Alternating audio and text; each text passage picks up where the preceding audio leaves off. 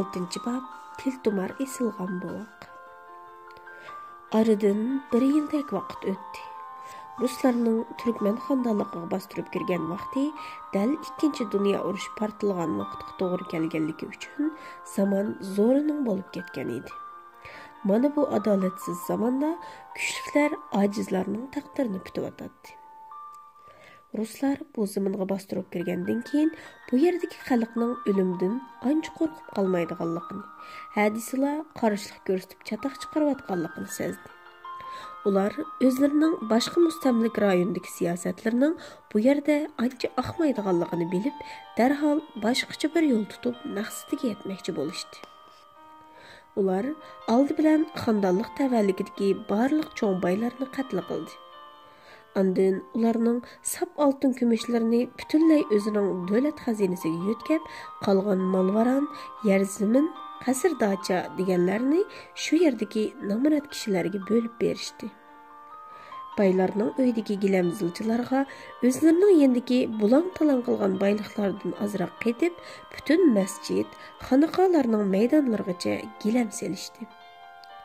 Maktablardagi fanniy darslarni zo'r ko'lamda qisqartib, o'rniga butunlay Qur'on o'qish, Qur'on yodlashni asos qildi. Lekin Qur'onning ma'nosini yeshishni astirtdan chekladi. Yurt ichidagi ziyolilarni, shundaqla o'qimishli zotlarni har xil nom bilan qatl qildi yoki odam setib olib, yoshirin o'ltirgizdi. Masjidlarning aslidagi imomlarga bo'lsa, turli badnomlarni suvab, ularning o'rniga tuvan saviyalik mollalarni qo'ydi. Ham yuqori ta'minot bilan ularning mayilligini qo'lga keltirishdi. Shunda qilib, bir yilga yetmagan vaqt ichida xalqni yetaklaydigan, ularga oqqarini tushundiradigan barliq o'qimishli kishilar xalqning orasidan yo'qoldi. Xalq sarkisdan ayrilib qolgan patidek uyan-buyan yurib beqib, oxiri ruslarning sizib bergan sizig'iga bilib bilmay kirib ketishdi. Shuning bilan Stalin bu vaqtliq tinchlikdan foydalanib, ularning tabiiy boyliqlarini shiddat bilan sho'rashga boshladi. Yavuz Bey Malik bilan inik onini elib, tog'liq o'rmonlikning eng ichkarisidagi odamzod oyoq bosmagan bir tog'dagi qarg'ayzorlikni makon tutib, shu yerda turib qoldi. Malika mang'ar vaqtida elib olgan qimmat baholiq oltin tilla, guhar unchilar uchaylarning umr bo'yi hashamatli turmush o'tkazishiga azodi yetadi. Lekin ular turgan o'rmonlik ularning o'rni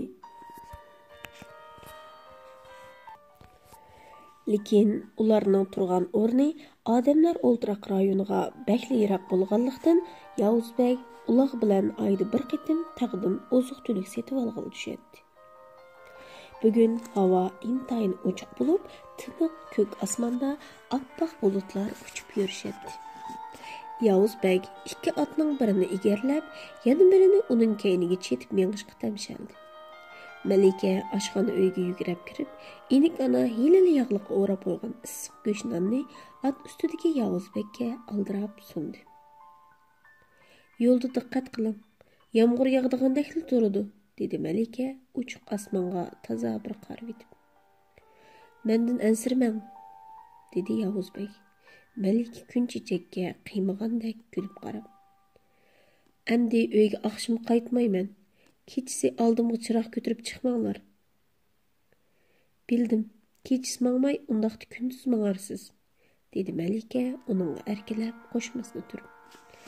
Yavuz Bey atrofga qarab etib, inik onaning orqa ig'ildagi molga o't salg'il chiqib ketganligini ko'rib, darhol otdan sakrab tushib, Malikaning peshaynisiga birini so'yib qo'ydi.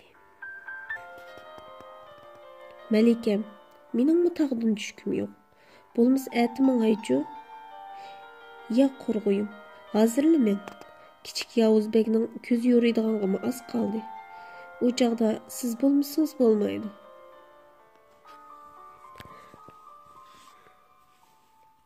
Yavuz Bey shu an Malikani qo'yib etib, xushalligini ichiga sig'dira olmagan holda ko'z oldidagi dada bo'lish realligidan faxrlangandek, uning qo'rsiqidagi balani siylashga boshladi.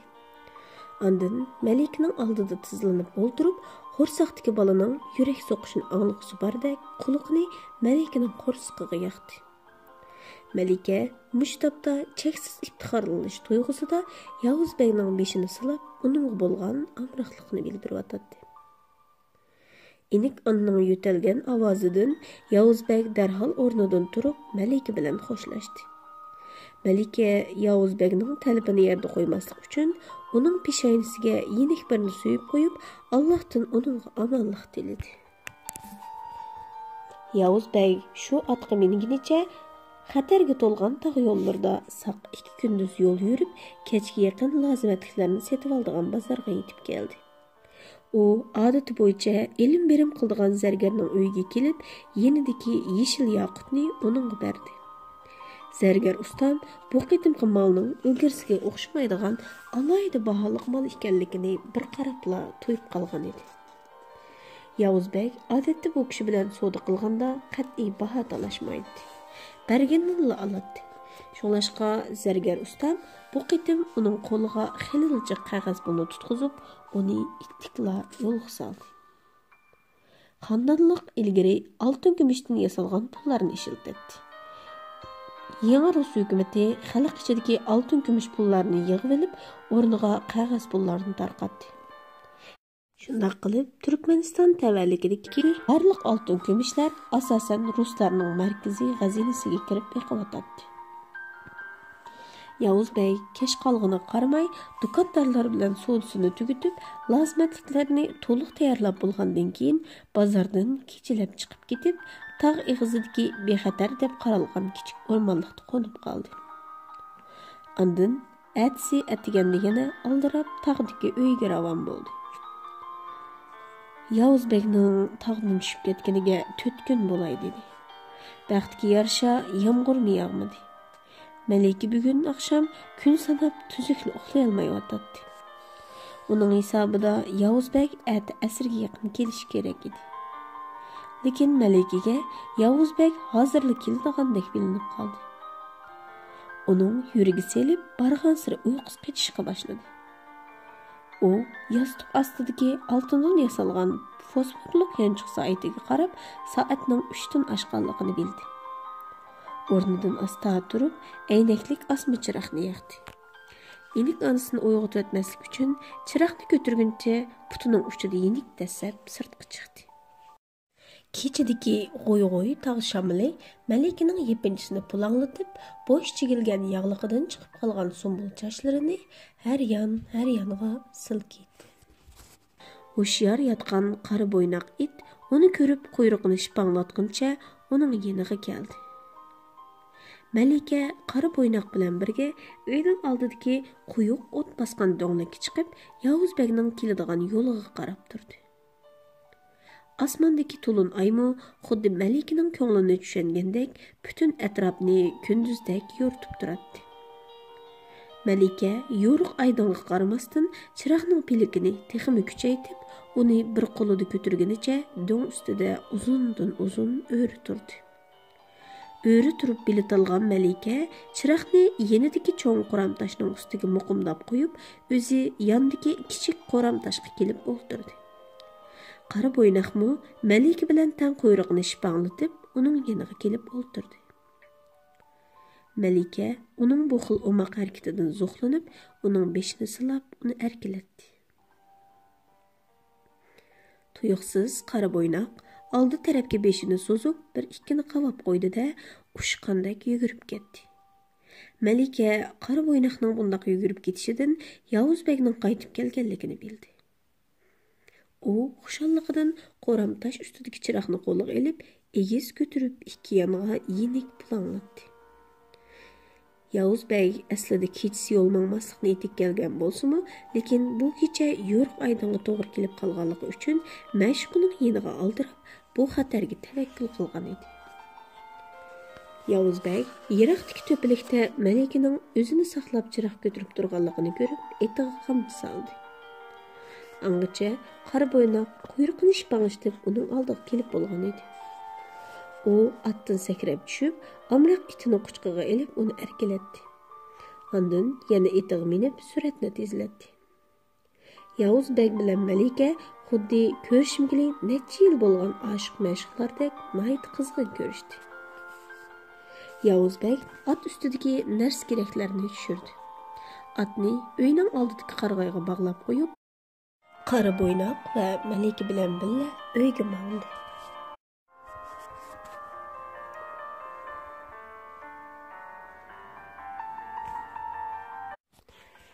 Aradan 2 hafta o'tib, Malika Kunchechakning bo'shindigan chig'imi yaqinlashib qoldi.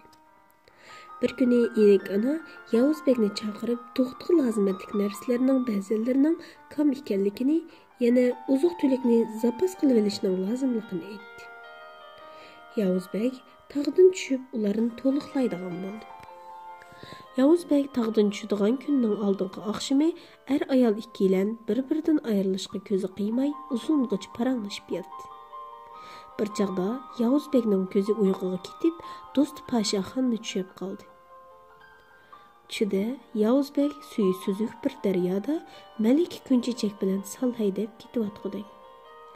Suv barg'an siri ulg'ayib, ularni salni to'xtatolmay qolgandek. Bu chaqda do'sti Pashaxon qirg'oqda paydo bo'lib, qo'lini sunibla ikkalanni qirg'oqqa sog'-salomat chiqarib olgandek. Yavuzbek dal mush chaqda uyqusidan uyg'onib ketib, tushining oyg'ini ko'ra olmadi. Uning do'sti Pashaxonni bakrak ko'rib olg'isi bor edi. U asta ko'zini ochib, maydisiga beshini qo'yib uxlab qolgan Malikaning chechini yenik silab qo'ydi. Malika Yavuzbekning o'zining chechini silishidan uyg'onib, uning uxlamay bir nima xiyol qilayotganligini sezdi. "Nimalarni xiyol qilyapsiz, Yavuzbek?" dedi Malika Yavuzbekning maydisidan beshini olmay turibdi. "Do'stim Pashaxonni tushib qoptiman. Ikkimiz daryoda sal bilan ketib, bir salni to'xtatolmay qoldik. Ikkimizni qirg'oqqa ochib qo'ygandik", dedi do'stini seg'ingan Yavuzbek ig'ir bir uh tortib. "Ulug' Alloh bizni o'z panohida saqlagudak. Uning ruhi bizga madad qilibdi, Yavuzbek. Men Pashaxondek yaxshi yigitni umrimda uchratmaganman. Ba'zida uni insonlar orasiga tushgan Xizrmikin deb qolaman." "Shundoq, rost deysiz. Pashaxon xandonligimizning ko'zi edi. Uningga yomonlarning ko'zi tegdi. Navoda men jannatda bo'lsam, mendan nima talabing bor deb so'rsa nima deydiganligimni bilamsiz, Malika? Deb beqina qani. Men Allohdan Pashaxonni tilaydim." Malika Yavuzbekning bu javobini anglab, darhol uningdan beshini ko'tarib, uningga tikilib qaradi. Ondan chiroyini o'mchaytib, Yavuzbekka kaynon qilib turib oldi. Yavuzbek Malikaning bu umoqligidan kulib ketib, "Albatta, beshida sizni tilmoqchi edim. Lekin siz u dunyodan mendan ayrilmaysiz, shundaqmi?" Malika Yavuzbekning haqiqatan vijdonli yigit ekanligini, uning do'sti Pashaxonni naqadar yaxshi ko'rdiganligini obdalla biladi. Shundaqla Malika Yavuzbek bilan Pashaxonning do'stligidan faxrlanadi. Bayamqi gapdan u amaliyotda ta'sirlanib xush bo'lgan bo'lsa-mu, lekin Yavuzbek bilan qasddan o'chakishib, uningga erkalab qo'ygan edi. Shunga Malika darhol Yavuzbekning maydisiga beshini qo'yib, uningga kulib qo'ydi. "Malika, sizga bir gapni desam ma'qul dersizmi?" dedi Yavuzbek. "Oldi bilan anglab boqay", dedi Malika. "Navoda balamiz dunyoga ko'z ochsa, uning ismini zodi nima qo'ygingiz bor? O'tganda bu to'g'riliq gap qilsam kulibli turib oldingiz." "Ismini Pashaxon qo'ygan bor, Malikam. Sizningcha?" Malika yo'ldishining farishtadek yaxshi odamligidan bakmi iftixorlandi. U Yavuzbekni kundan kuniga yaxshi ko'rib qolyotdi. "Navoda qiz tug'samchu?" "Yo'qay, siz o'g'il tug'siz. Xandonlikning shahzodasini tug'siz. Sizningcha bu ism bo'lamdikan?" "Bo'pti amsa, menga va'da bering. Tog' yo'lida kechis mangmaslikqa va'da bering."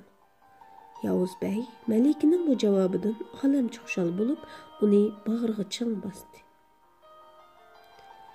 Әтісі әтігенде Yavuzbek yana safarga atlandi. Lekin bu qitim uning ko'ngli nemishqidir bir xil xushal emas edi. Malikaningmi uningdan ayrilg'isi yo'qdek qiladi. Lekin u tog'dan tushib, lozimatliklarni ochiqmasa bo'lmaydi. Yavuzbek ular bilan xo'shlashib chig'ir yo'ldan tushayotganda Malikaning ko'nglini bir xil vahima qoplab oldi. U o'zining tug'utidan ansirab qoldimi yoki tog' yo'lining xatiridan ansirab qoldimi, ish qilib Yavuzbekni qayta ko'rilmaydigandekla bir xil sezimga kelib qolgan edi. Şoңlашqa u yiroqlab ketgan Yavuzbek bilan yana bir qatim ko'rishib olish uchun uyning yanidagi suv elib chiqadigan chig'ir yo'ldan tasti mengib tushib ketdi. Enik ana uning maqsadini tushunib, ko'ziga issiq yosh olg'inicha uning keynidan agishib tushdi. Chig'ir yo'lda atliq tushayotgan Yavuzbek ig'ir xiyolning ta'sirida etining to'xtab qolganligini sezmadi. U nemish bo'lganligini bilish uchun beshini ko'tarib qaradi, oldida Malika yig'lamsirab turadi. Yavuzbek atdan darhol sakrab tushib, Malikaning oldiga berib, uni chang quchoqladi. Malika ko'zidan taramlab oqqan yoshni Yavuzbekka ko'rsatmay, olqini bilan surtib etib, zo'rg'a kulimsiradi. Yavuzbek shu an bo'yindagi atsi bergan tumarini yeshib elib, Malikaning bo'yniga esib qo'yib, Ulug' Allohning hamma ishni oson qiladiganligini, Alloh xolsa necha kunga qolmayla qaytib chiqadiganligini aytib, Malikaga tasalli berdi. Shunda qilib Yavuzbek bir ko'z Malikada qolgan holda uning bilan xo'shlashdi. Ular bu xo'shlashishning o'zlarining hayotidagi eng ta'sirli, shundaqla eng oxirgi qitimli xo'shlash ekanligini zodila bilolmaydi. Aldınqı qitim Yavuzbek taqdiradan uzuq-tulik setib olg'ili tushganda o'zining ko'ni cho'pqiti bo'lgan zargar ustamga bir dona yeshil yaqut bergan edi. Bu zargar usta garchi hunar, guhar, unchilarni ancha to'nib ketmasmi, lekin bundaq cho'ngliqdagi yeshil guharning hisobsiz pulga yaraydiganligini biladi. Şoň u ätisi dukunun taqapla bu göherni taza pul qilish uchun xandonlikning o'z vaqtidagi poytaxti bo'lgan eng cho'ng shahri Ostona shahriga qarab yo'l oldi. Chunki cho'ng shahardagi dangliq javohir purushlar bu molning qadrini biladi ham uning qimmatida pul chiqara oladi. Zargar usta shaharga yetib kelgandan keyin Avad rastidagi o'ziga tonish bo'lgan cho'ng bir yig'ib saqlag'uchining dukaniga kirib keldi. Bu dukanning xo'jayini garchi shaharda nom olgan boy bo'lsa-mu, ammo o'zi Makka Mukarramga necha qitim berib, Ka'bani o'z ko'zi bilan ko'rgan yo'l ravon 9 tal hoji kishi edi.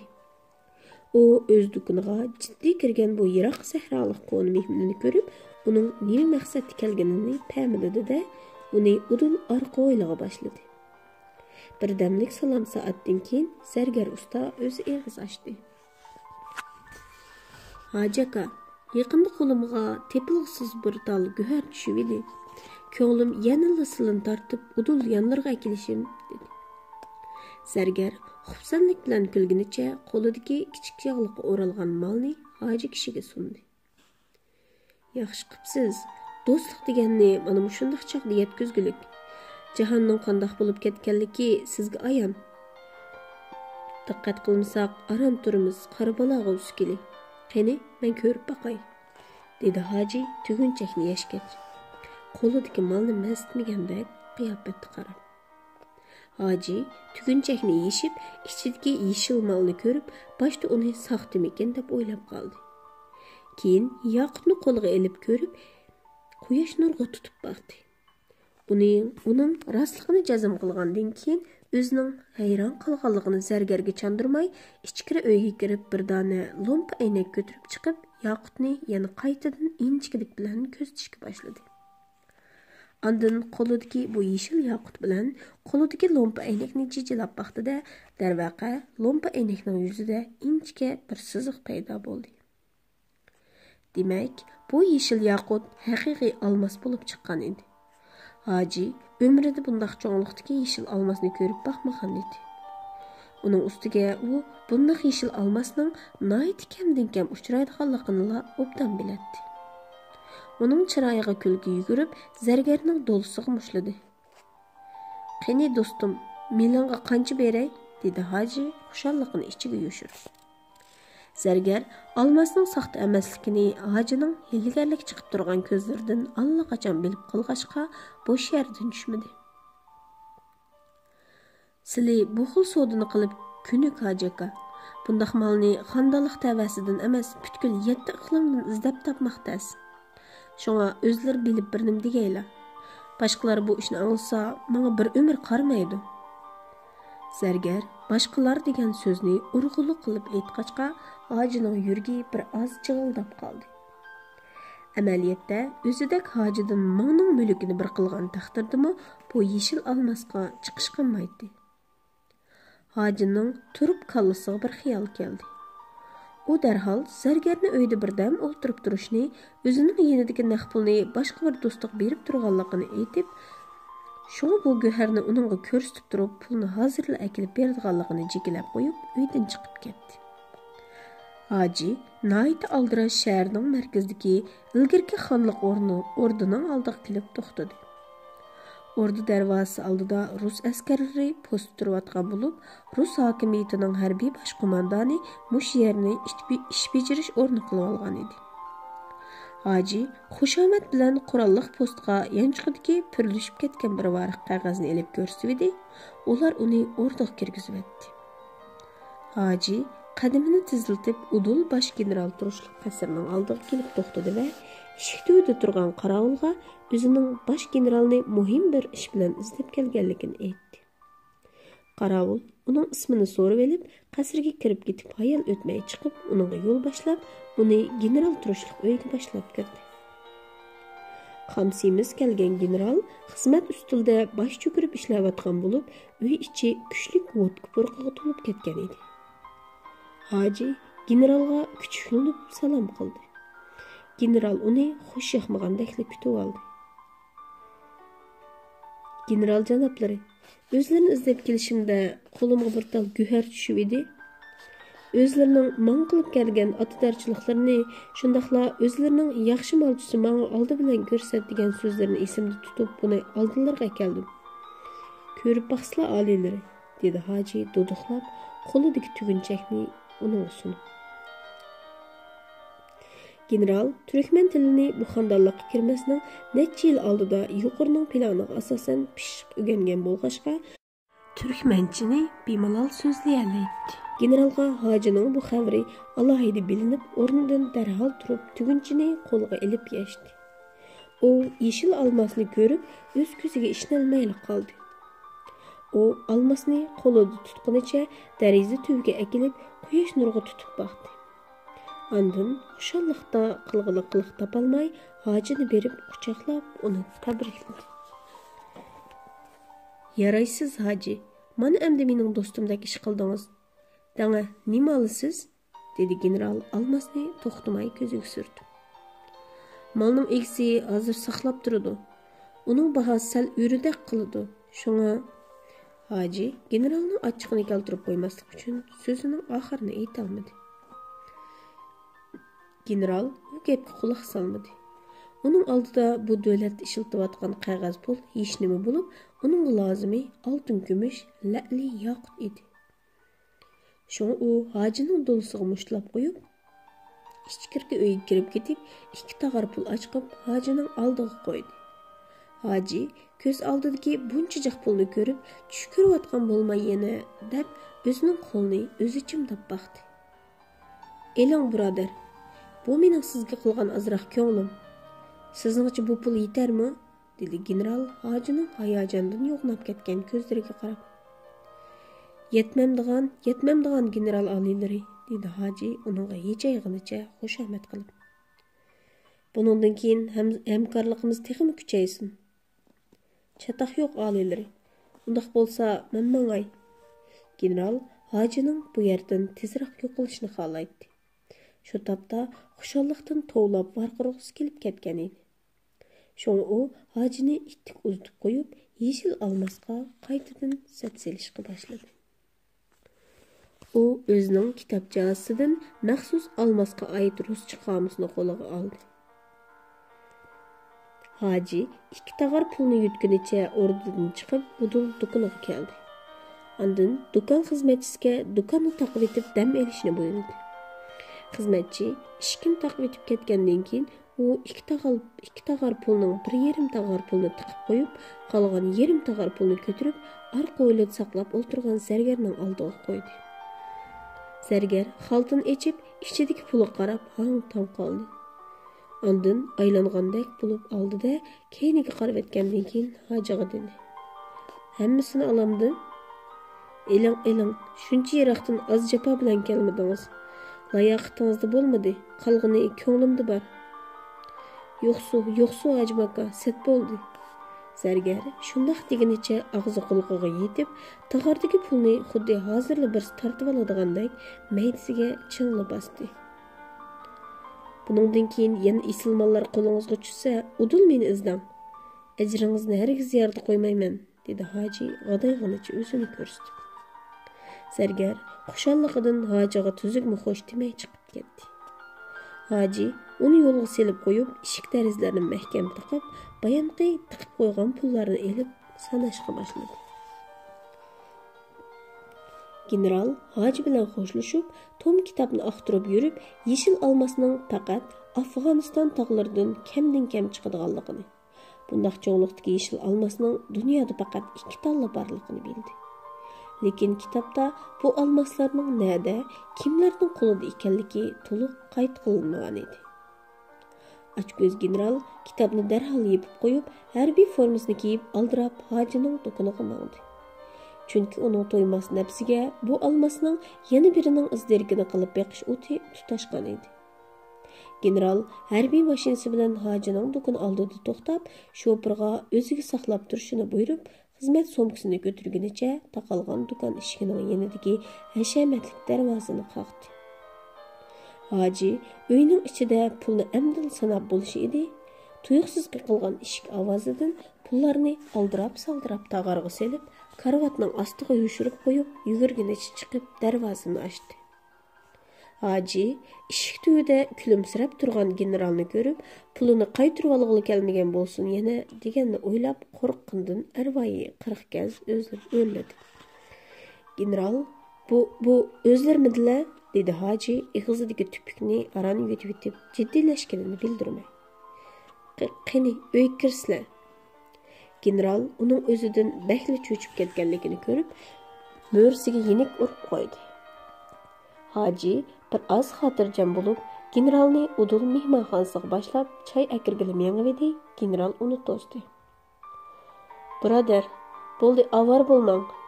Kelishdikki maqsadim bundoq. Bayamqi guhuringizga qiziqib qolib material aqtirib boqqan edim. Qarasam, uning asar atiqlik qimmati xeli yuqori ekan. Shu uni sizga bergan odam bilan ko'rishib boqay dedim. General shundoq degach xizmat so'mkasidan bir qancha bog'lam Amerika dollarini chiqarib Hojining oldiga qo'ydi.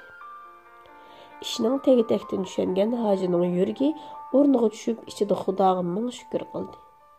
U dollarlarni ko'rib, texmi hayajonlandi. Alilari buningga bunchalik kayib ketish ketamdi. Qarslasizni, men o'z ko'rmaydi ekanlar-da, dedi Hoji pulni olg'ili unmay. Elang, uyingizga bunda quruq kelmasam bo'ladi. Bu mening ko'nglim, dedi general buyruq talaffuzda pulni uning qo'liga majburiy tutqizib. Hoji ustlab kelgan bu omadlardan xush bo'lib, generalning yeniga yaqin kelib, uning qo'liga bir nimalarni kusurdi. General beshini long'ishtirib, uning ko'rsatgan maslahati bo'yicha ish qiladigan bo'lishdi. Atsi Hoji yiroq sahrodagi zargar ustining yurtga qarab safarga otlandi.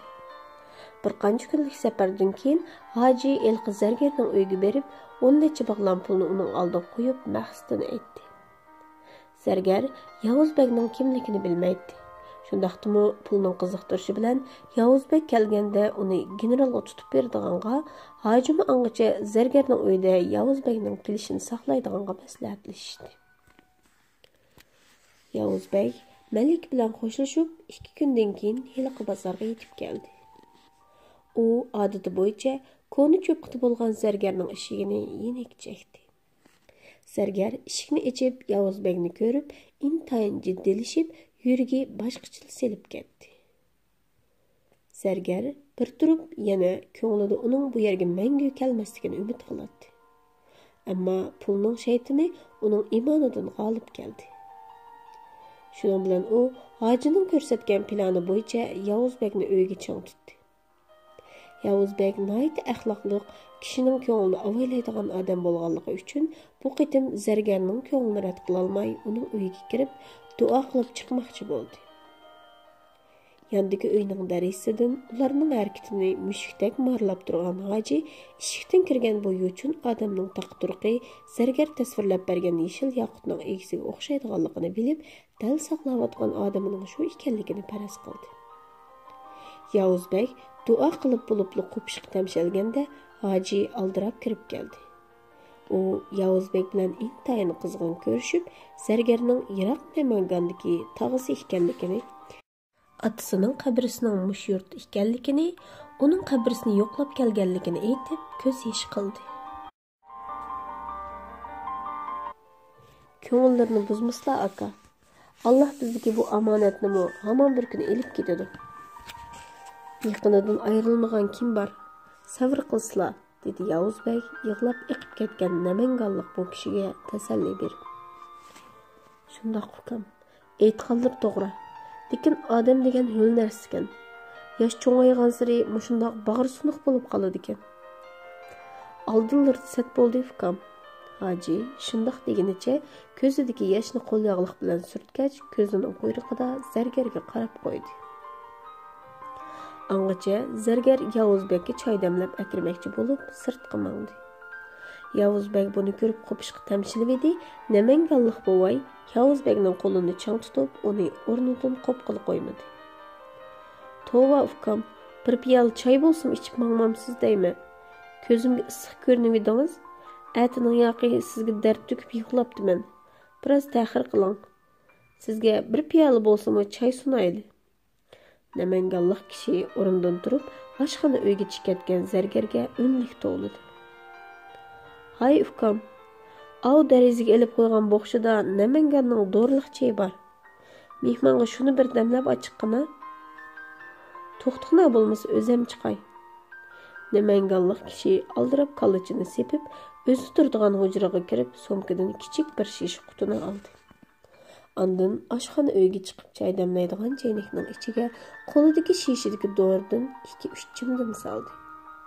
Hojining bu ishlarini ko'rib, zargarning qo'rqqanidan chiroyida qon qolmadi. U chaynakni patnosga selib mangvidi, qo'li titrashga boshladi.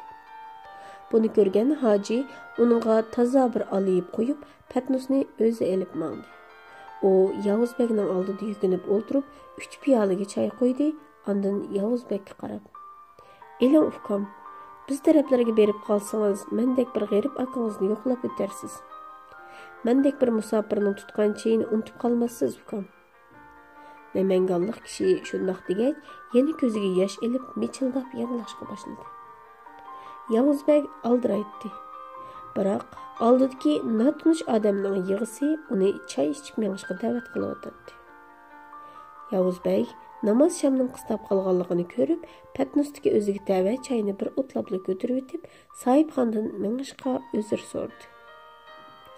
Zargar biroz takalluf so'zi qilgandan keyin uning mengishiga ruxsat qildi.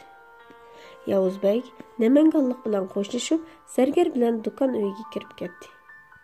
Bu qitim Yavuzbek oltin tilla olg'ach kelgan bo'lib, zargar uning qo'lidagi parqirab turgan 4-5 tal oltin tillani ko'rib, ko'ngli echilgandek bo'ldi. U tangalarni qo'liga olib, birma-bir puvlab boqqan bo'ldi. Dal mush paytda Yavuzbekning ichgan uyqu dorisi kuchini ko'rsatib, uning put-qo'lini bo'shatishga boshladi. Yavuzbek nima ish bo'lganini bilolmay, do'kon uyidagi karvatda og'ir tinig'icha o'ltirib qoldi. Uning ichgan uyqu dorisi nihoyat kuchli bo'lib, uni mush uxlatganicha bir kech kunduz uxlatalaydi. Yavuzbekning beshi qayib, peshonasi terlashga boshladi. Oxiri ko'zlari yumilib, karvatga o'zini qo'yibdi. Zargarning qo'rqqanidan qo'ldagi oltin tillalar yerga tushib ketdi. U yugurgunicha hojining yoniga chiqib ahvolni bayon qildi. Hacı dukan öyge kirib, Yavuzbekning ko'z qapqini echib qarab beqib, dorining rastilla karamatini ko'rsatganligini jazmlashtirdi. Andın u dərhal nefis çapınını kiyib, çapanның yançıqını axtırıb, general yezib bergen rusça tunuşturuş xetini qolğa elib, yugurgunicha chiqib ketdi. U shu yugurgunicha bu bozorning amalliq mas'ul askarlar turishliq atratining oldiga berib, qarovullik qilayotgan rus askarga tunuşturishni berdi. Askar tunuşturishni o'qib, Hojini dərhal ishxonaning orqa hovlisidagi boshliqning yotqig'iga boshlab ochdi va xatni boshliqqa berishdi. Boshliq xatni chiroqqa tutib o'qigandan keyin darhol pushtak chelivdi, 30-40 qurolliq rus askari yerdan ungandekli paydo bo'lib sapga tizildi. Boshliq Hojiga ishorat qildi. Hoji ularni boshlab zargarning uyiga ushqandek yugurdi. Yavuzbek uyg'onganda o'zining put-qo'lining kishanlangan holda tok yondirilgan bir uyda to'mir o'rindiqda zanjir bilan mahkam bog'langanligini ko'rdi. Yavuzbek harbiy mashina bilan Ostonaga yalab ekilinish jarayonida chatoq chiqib qolmaslik uchun harbiy doktor uningga yo'l bo'yi uyqu dorisini ukol qilib kelgan edi. Sho'ng u uyqusidan uyg'onganda esini obdalla yig'olmayotdi. Bu qayer? Yavuzbek g'azab bilan varqirdi. Bu degan ruslarning turmisi janobiy boshsong'un, dedi uning uyg'onishini kutib turgan general mukammal turkman talaffuzida. Yavuzbek mushchaqda o'zining haliqi ikki munofiq tarafidan setvitilganligini o'ylab, yetib qolgan ishidan qattiq pushaymon qildi. Malikaning hozir nima holga tushib qolganligini xayol qilib, ko'z oldini qorong'ulik bosdi. U ochiqdan varqirdi. Senlarga zodi nima lozim? Meni qo'yib etish. Bizga lozimi xandonlik g'azinasiga ashu boyliqlar Yavuzbek. Oqshomli odamlaring seni bizga tunib berib, ahvolingni yipidan yangisigacha aytib berishdi. Anglasa g'azindagi boyliqni taqsimlashga o'zing bosh bo'libsan. Sen o'zingga bir tal tangim qoldirmay tarqitib etgansanmi? Bizni nima ko'rib qolding? Rostini ayt. General seriq burtini liqildatib uningga buyruq qildi. To'li jo'ylama. Men sendeklardek pes emas. Undaq bo'lsa bu yeshil olmasni nerdan topding? Yavuzbek o'zining qayerda ketkizib qo'yganligini his qildi. Malikaning kichigidan boshlab oltin javohiratlarning orasida cho'ng bo'lganligi uchun u bu olmasni tosh o'rnida ko'radi. Yavuzbek kichigidan oddiy sodda yashab kelgachga olmasning nimaligiga qiziqmaydi. U keyin olmos to'g'riliq xeli bir narsalarni o'rgangan bo'lsa-mu, lekin uni qo'lga ilib ko'rib boqmag'achqa uning zodi qanday narsa ekanligini bilmaydi. Sho'ng u ikkisi hayotidagi bu xato qadamni besib qolgan edi. Uning ustiga Malikaning oy kuni yaqinlab qolgachqa, Yavuzbek mushtabda Malikaning amonligidan ansirab shundoq titib bo'layotdi. Ey rus amaldori, gapimga ishongin. Xazindagi boyliqni mening tarqatganim rost, lekin qo'limda uncha zo'r boyliq yo'q. Meni qo'yib etgin, qo'limda barini sana beraman, dedi Yavuzbek nihoyat zardi bilan generalning shumli qutulgan chiroyiga qarab. Bo'ladi, sana ishonganmi bo'lay? Undaqda sening qo'lingda zodi nimalar bor? Mening qo'limda bari ko'p emas, lekin menda borning hammasini sana beraman. Undaqda sen oldi bilan ularni nega yushirib qo'yganligini ayt. Navoda deganlaring rost bo'lib chiqsa, sendek bir chuprandaning kallasini elish menga uncha zo'r emas. Qani ayt-a? Hey rus amaldori, men Allohning nomi bilan qasam qilay. Meni qo'yib etgin, sana lozimini men o'zim akilib beray. Meni kichik balchaqlab qolgan o'xshaysan. Bo'pti, terg'iningni o'rg'in. General yenidagi rus saqchilarga ishorat qildi. Ular gurkirib kuyayotgan cho'ng bir mashni ko'tarib akirib, ichiga cho'ng bir yaplaq temir parchasini selib qizdirishga boshladi. Temir parchasi qizig'inidan o'tqashdek qip-qizil bo'lib ketgan edi. So'roqchi uni uzun bir laqshigir bilan qisib elib, Yavuzbekning badaniga yoqmoqchi bo'ldi. Mush chaqda general so'roqchini to'xtatib, Yavuzbekdan qayta so'radi. Yavuzbek, Bu yerden əmdi ölükün çıxsı çıxıdı. Hergiz tirkin çıxalmaydı. Göşün kavap bulup ölgəndin göre rast gepingni desang bolmamdı? Arlıqımız yirak iken hey əməldar. Sen maňa işenmedin. Bopdu. Taqdirim muşundaq oqşaydı. Qolundan keladiganni qil. So'roqchi generalning buyrug'iga asosan Yavuz Begning ustuveshini yalang'ochlab, qiziq to'mir parchasini uning maydasiga yoqdi. Vashshida qilgan ovoz bilan uning maydasidan op-oq bus ko'tarilib chiqib, uy ichini kavob hidi qopladi. Yavuz Bey dahshatlik og'riq azobidan Allohu akbar deb varqirganicha hushidan ketdi. Yavuz Bey kuyuk azobidan qattiq varqirgan shu daqiqalarda Yavuz Bekning yo'liga qarab yig'lab elishib qolay degan malikimi qo'rsqini tutqunicha voyjon deb tovlab o'ltirgan qo'ram tosh ustida yetibli qoldi. Yenidagi qora bo'ynoq malikining tuyuqsiz o'zini tashlayotganligini ko'rib, unli qavashqa boshladi. Enik ana qora bo'ynoqning avshig'inidan yugurib chiqib, bechora malikining to'lg'oq azobi tortayotganligini bildi-da, uni nayt taslikda yulab uyga elib kirdi. So'roqchilar bir chilak suvni hushidan ketgan Yavuz Begning yuziga chashdi. U hushiga keldi. General uningdan gap so'rdi. Yavuz Bey hech qanday gap qila olmadi. So'roqchilar yana qiziq to'mir parchasini uning badaniga chapladi. U yana hushidan ketdi. So'roqchilar uni mush tarzida bir kecha kunduz qiynadi. Uning badanida tangichilik saq yer qolmagan edi. Lekin u Allohu akbardan boshqa hech qanday gap qilmadi. Amroq yo'lanchiki Yavuz Begdan ayrilgan malikmi saq bir kecha kunduz to'lg'oq azobidan qiynalib chiqdi. Enik ana e'tiborli qizining atrofida paypitak bo'lib, parvonadek cho'rgilaydi. To'xtamay ko'z yoshi qiladi. Atsi tushga yaqin olamni qorong'ulik besishga boshladi. Tuyuqsiz uyning ichi kechidek bo'lib ketib, enik ana bir narsani obdan ko'rolmay chiroq yoqishga majbur bo'ldi. Dal mush chog'da Malika qattiq bir to'lg'oq tutish bilan oxiri bir semiz pudruq o'g'il bo'voq tug'di. Bo'voq dunyoga ko'z ochdi. Qorong'ulikmi tadrijiy yo'qolib, olam yo'rishga boshladi. Yangi tug'ilgan bo'voqning yig'isi butun tog' to'rani bir oldi. Tog' shamili bo'voqning yig'i ovozini qiyo jilg'lardan atlatib, hushsiz yotgan Yavuz Begning qulog'iga bilinar-bilinmas pichirildi. Yavuz Bey o'g'lining yig'i ovozini anglagandek bo'lib, asta-asta hushiga keldi. U bolasining yig'i ovozidan kulib o'tdi. General so'roqxonaga kirib keldi. U kechidan Yavuz Begni so'roq qilaman deb tun yarimgacha bu yerda turg'achqa, ko'zlari uyqusizlikdan qizirib, qapoqlari to'mpiyib ketgan edi. Shu topda u ba'ayni bir ko'ziga qon tushgan cho'shqaga o'xshab qolgan edi. Yavuz Beg yilmi to'mir o'rindiqda zanjir kishanlar bilan bog'lanib turadi.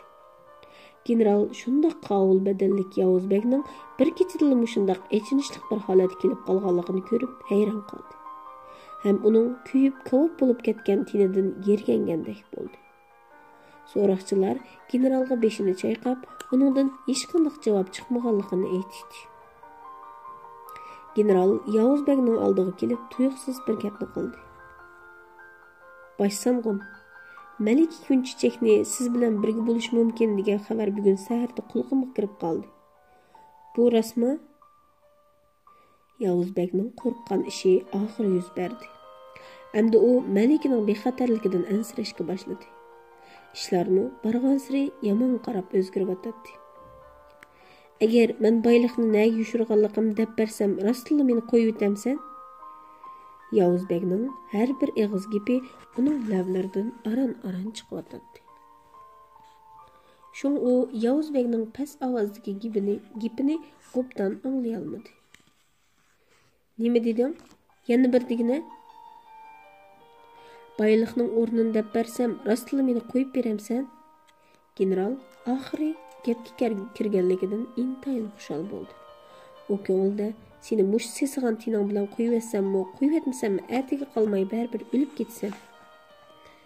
Hey, bichora bayqush, deganni o'ylab, uning ahmoqligidan kulib ketdi. Albatta qo'yib berman. Qani ayta. Gaping rostmi? Rost bo'lmamdigan. Menga bir yutum suv. Uning suv beringlar. Yavuzbek suvni og'ziga ola olmadi. Chunki uning bo'ynini oldiga egalligidek yoki og'zini cho'ngroq ocholg'idek maqtirib qolmagan edi. General so'roqchilarga zanjirni azroq bo'shtib qo'yishga ishorat qildi. Chunki general uning og'zidan amdi gap olay deb turganda, uning tuyuqsiz nafasdan qilishini xohlamaydi. So'roqchilar uni azroq bo'shtib qo'ydi. Yavuzbek amdi bo'ynini bo'shroq so'zib, suvni og'ziga elib bir qancha yutum yuta oldi. Sözümni esinglarda tutinglar. Janubiy chegaradagi xon yayliqini bilamsizlar? Yavuzbekning ovozi barg'ansiri tushib ketdi. General uni o'lib qoladigan bo'ldi deb o'ylab qolib, jiddiylashganicha darhol doktorga adab chiqardi. Yavuzbek, g'ayrat qiling. Gapingizning oxirisini dang, dedi general Yavuzbekning og'ziga qulqini yaqin akilib. Xon yayliqida bir qadimiy mozor bor. Shundoq ko'ni bir mozor bor. Shu mozorning g'arbi nersida general nim gap ekanligini aniq anglay olmay, qulqini Yavuzbekning og'ziga chaplaganchilik qildi. Boshsang'un, mozorning g'arbidagi qayerda? Dal mush vaqtda Yavuzbek tuyuqsiz shundoq bir kuchga kelib beshini oldiga sunibla, xuddi bo'ra o'lchisining ajallik bo'ynini elib olgandek, to'ng'iz generalning gelini og'ziga kappida elib oldi-da, bar kuchi bilan qattiq tishlab, qavanning po'kinini qo'yib etmadi. Daqiqa ichida generalning qo'lidagi tapancha yerga tushib ketib, ikki qo'li bo'g'izlangan kaptarning qantidek havoda titrab laylashga boshladi. Yavuzbek aslida bir tishlashda generalning bo'yin arteriyasini uzib etgan bo'lg'achqa, ahmoq general yanada elib yurgan yeshil olmos qarashqan ulgurmay, jon taslim qilgan edi. Yandagi so'roqchilar nima qilishini bilolmay, yerdagi tapanchani elibla Yavuzbekning beshiga qaratib o'q otdi. Yavuzbek o'q ovozidan cho'chib yoniq qarab edi, Malik kunchechak eshik tubida unga qarab qo'lini sunguncha kulib turibdi. U o'rnidan asta turib, Malikning oldiga bordi. Malik uni bag'riga chang bosdi. Yavuzbekning chekisidan shirildab chiqqan qip-qizil qon uning quloq yumshog'idan eqib, shahidning butun badanini yuvib chiqqan edi. Ondan put barmoqlari orasiga kelib birdam to'xtab, shahid bilan vidolashgandan keyin udul shahid dastigan tuproqqa singib kirib ketdi. O'q Yavuzbekning chekisidan teshib kirib ketgan edi.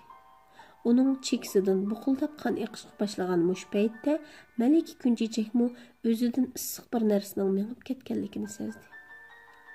Uning yuragi o'rilib, nafaslanishi qiynaldi. Inik ana Malikidan tuyuqsiz ko'plab qon chiqib ketganligini ko'rib, as-hushini yo'qotdi. Chunki tug'utdan keyingi bundoq qanashda hech qanday ana saq qola olmaydi. Malika o'zining barg'an siri bo'lolmayotganligini his qilib, inik anani chaqirdi. Ana, men bo'lolmadim. Inik ana yo'ngrab yig'lab ketdi. Jenim qizim. Ana, Yavuzbek meni chaqiryotdi. Ha, bolam. Yavuzbekning bolaning ismini Pashaxon qo'ymoqchi bor edi, ana. Shundoq bolam. Inik ana yomg'ir kabi yosh to'katdi. Endi yig'lamang ana, mendan rozi bo'ling. Men sizdan ming martaba rozi bo'lam. Beshimdagi Qur'on bilan av yerdagi tojni akilib bering. Inik ana Qur'on bilan xonliq tojni Malikning qo'liga tutqizdi. Malika barg'an siri ustiga tinib, chiroyi sutdek oqarishga boshlab, yotgan yeri butunlay qonga to'shdi. U nayt taslikda yenidagi chivakka o'ralgan bolasining ustiga Qur'onni qo'yib, uning ustiga tojni qo'ydi. Ondan inik onasidan bo'ynidagi tumarni elib, tojning ustiga qo'yishni aytdi. Malika nayt pes ovozda gap qilyotdi. Mənki Türkmen xanlığının padişahı buluş sübütüm bilen Yavuz Beg oğlu Paşaxanni xandallıqımның xanı buluşunu jakarlayman. Мәликенің авазы барған сыры пәсләп, гипінің айғаны дейелмеді. Тағы шамылы ішікні ғычырлытып ашты. Мәлике көзін тәслікті ечіп ішікке ақырғы қетім қарып еді, ішік алдыда Yavuz Beg'нің аптаптек күліп тұрғанлығын көрді. Мәлике орнынан аста тұрып, umaq oğlunu uyg'utib etmaslik uchun putining uchida dassab Yavuz Beg'ning yeniga bordi. Bir jüplar qo'llarini tutishguncha eshikning oldiga chiqdi. Tog' shamili Malikaning chechini yenik lapildatdi. Ular bir-birining qo'lini mahkam siqishguncha tog'ning ichkirisiga qarab mengib ketishdi.